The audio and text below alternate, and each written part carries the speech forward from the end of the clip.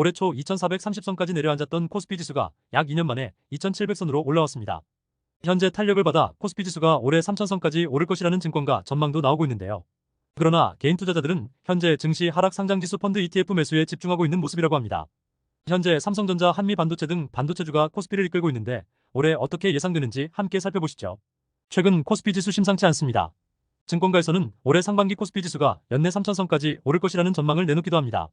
한국투자증권 리포트를 살펴보면 올해 코스피 예상 등락 범위를 기존 2300에서 2750포인트에서 2500에서 3000포인트로 추가 상향 조정하기도 했어요.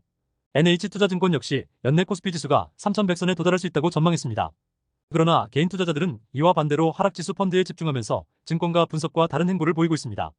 지난 27일 한국거래소에 따르면 개인 투자자들은 최근 한 달간 가장 많이 순매수한 ETF는 삼성자산운용의 KODEX 200 선물인버스 EX로 집계됐다고 합니다.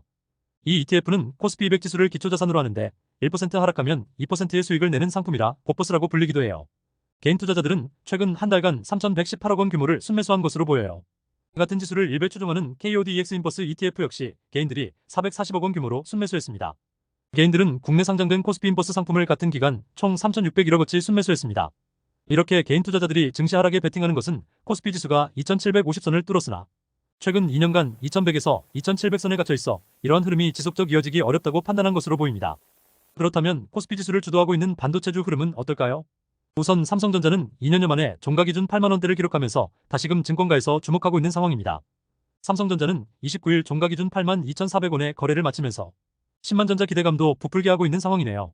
사실 10만전자는 꿈의 숫자이기는 하지만 최근 흐름으로 볼 때 조금 더 오를 것으로 보이긴 합니다. 현재 증권가의 삼성전자 향후 주가 전망을 두고 긍정적인 전망을 내놓고 있습니다. 김동원 KB증권연구원은 보고서를 통해 삼성전자에 대한 목표주가 95,000원을 유지하면서 실적 기대 구간에 진입했다고 낙관했습니다. 김 연구원은 그동안 실적 개선의 걸림돌로 작용한 메모리 반도체, 파운드리 실적이 1분기를 기점으로 바닥을 확인하는 동시에 하반기부터 HBM 공급 우려 완화도 기대된다고 짚었어요.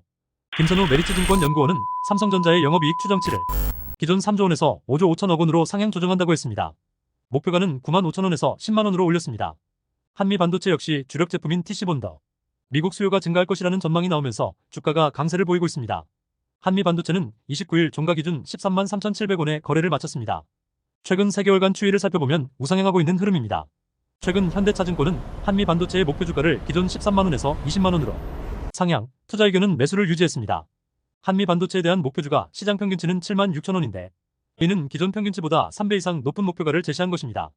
현재 코스피를 주도하는 반도체주 흐름이 우상향하고 있어 당분간은 상승할 것이라고 예상되는 바입니다.